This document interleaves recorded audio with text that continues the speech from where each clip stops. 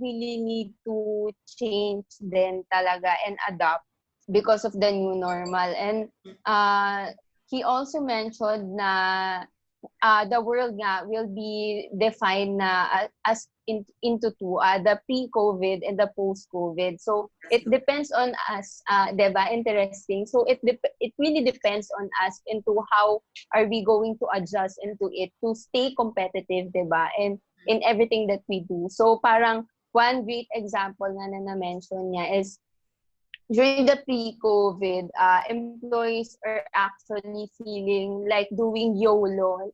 You only live once. Like, we feel like we are in a vacation lang. And then right now, he introduced this term JOMO, which is joy of missing out naman. Parang, yun nga, we really need to save and then parang neglect other things that are really not necessary for our lives naman. So, ayun. Basically, yung talk niya is all about going digital because that is really the way to go na right now. And then, for the next one, I also attended a 3-day training with Jonathan Yabut. Yung sharing niya actually is basic lang din of social media management, which I think is something that I really need because actually I'm still adjusting with a new role. So it's a good refresher din for me, and also may notes kasi siya. So parang from time to time I was able to go back to it. So some of the insights nga that I've shared nga dun sa NGP Digital Assets came from that seminar din. So I was able to apply then some of those, and also insights, nag-share din siya dun ng insights for 2020 nga. So, ayun, siguro if may mga free trainings pa siya soon, kasi I also get the schedule din from some of my friends din, no?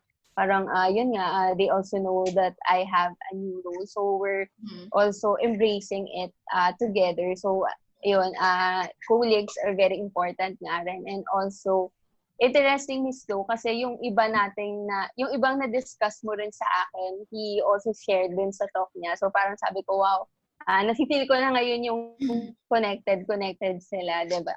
And then for the next one naman, the founder, actually, feeling ko kinain talaga ako ng movie na to.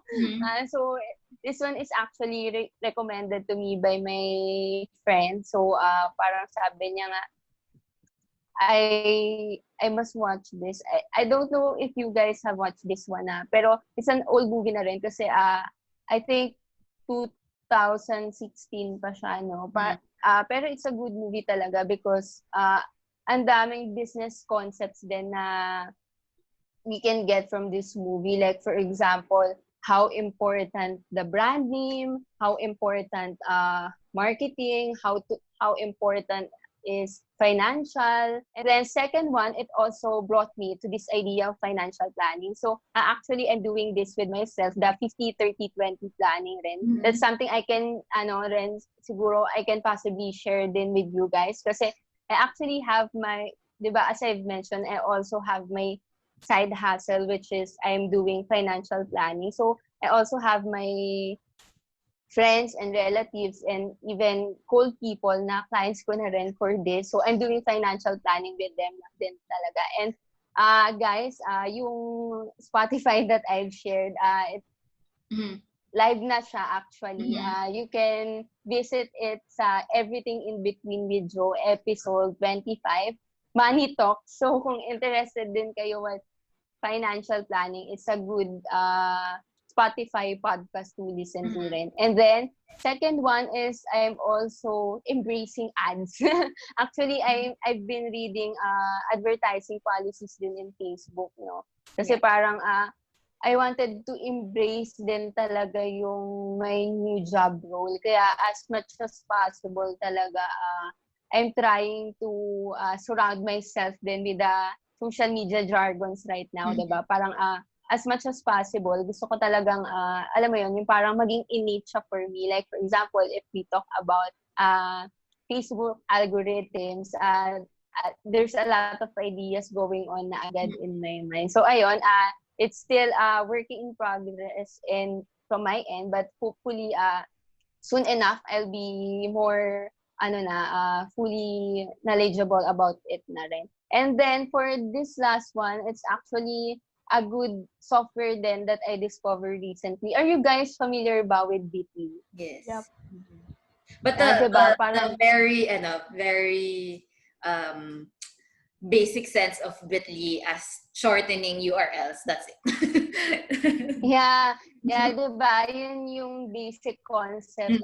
But actually, there's a good point then with Bitly, di ba? Kasi you can actually have statistics, and then second one is you can actually rename it. Like for example, kunwari I'm outside, and then for example, Miss Chloe asked me, Jeka, can you send me the link to the lead generation? So in Bitly kasi you can actually rename it. So for example, uh, bit.ly.i dash lead generation. So I don't have to go back to that link to actually copy paste everything. I can even type it na lang, and then if I can memorize it, 'di ba? Mabilis na yung process, 'di ba? So siguro that's something rin na we can use siguro internally in digital din, no, para if we share materials din, 'di ba, parang easier na rin, and then short lang din yung URL. And also maganda rin to if we're actually conducting, for example, seminars, ganyan. Kasi there's statistics din na, kunwari, ilan ba yung nag-views, ganyan. So, we get statistic feedbacks din, di ba? Ayun. So, basically, that's the bonus. Yeah, that's all free. And then, but of course, everything that are free has limits din naman. So, you can actually have 1,000 URL links. So, I think that's more than enough naman na rin siguro, no? That's true. Yeah, you can always expand. Kasi, diba, if you used up all that 1,000, meaning you need the tool. So, diba, return mo yung investment mo if you invest on it, diba? Eventually, if naubos mo na. It's like parang yung free yung Google Drive, diba? It's just 25 or 15 gig. And you use up all those memory or all those storage, no? So that means you are using that app or that tool a lot. So why not invest in it? So parang it makes sense that you invest in it naman, since it made your life easier. It's convenient for you, diba? So I wanted to ask actually. So you mentioned that you are researching a lot about ads. So I know for a fact that it's very overwhelming because there are a lot of concepts, and it's not just Facebook. There are a lot of types of ads just for social media, different types of social media, and there's Google as well. There's search engine, and there are a lot of other types of ads to consider also in those areas, no? So how do you think you are faring in terms of understanding it? Do you still need more time in absorbing it, and so how do you think you feel about thinking about ads? Actually, I think I still need time to absorb everything kasi it's very overwhelming nga talaga. That's why I created folders nga for each. So parang right now, I've been studying Facebook first muna, and then I'll jump into LinkedIn talaga kasi I can see ngayon talaga LinkedIn is already booming na rin. So we can also practice it din kasi with our NGP internal, 'di ba? Kasi as I can see rin, may mga new followers tayo that we received in LinkedIn. So I'm actually thinking of ways then into how we can leverage on that kasi that's why right now, my focus is Facebook and LinkedIn talaga. So, para lang din, I can manage all the infos kasi nga, very overwhelming talaga siya. So, ayun. I'm also glad then, Miss Lou, that you was also able to help me rin along the way because that's very important. Kasi minsan, yung mga napapanood mo, for example, sa YouTube, ganyan, there's a lot of tutorials, and then, minsan hindi mo na rin alam kung saan ka talaga makikinig or alin ba doon talaga yung pinaka-best practice. Unlike if manggaling din sa'yo, so that's something na I can really apply na talaga directly, diba? Kasi that's what we are doing then. So, more of the research is knowing more about it and expanding out my knowledge about it. So, ayun.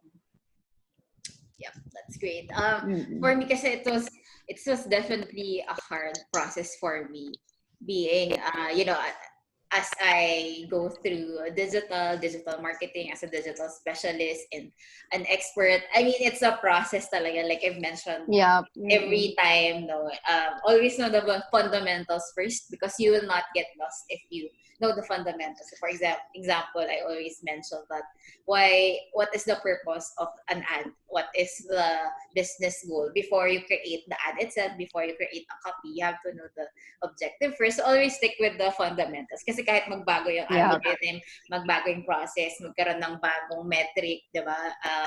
Mag-roll out ng bagong buying process, di ba? It will always fall under fundamentals pa rin, the core of why you're doing it. Not only for ads, but also content planning, doing proposals, doing digital Yeah. insights, Mm-mm. So it's always still the fundamentals, what is awareness, the difference of Yeah. Mm-mm. those objectives, right? So always stick with that also. So yeah, so Mm-mm. don't get overwhelmed in that case. If you're still absorbing it, it doesn't mean that you don't understand it. Meaning you have to, you have to kind of sit with it first para kapag nasa work na, kasi minsan ako ganun ako, if it's already needed, dun ko lang siya na-appreciate lalo. Kasi parang in concept, Mm-mm. parang mahirap. Yeah. Pero Mm-mm. if hiningi na sa'yo, Oo.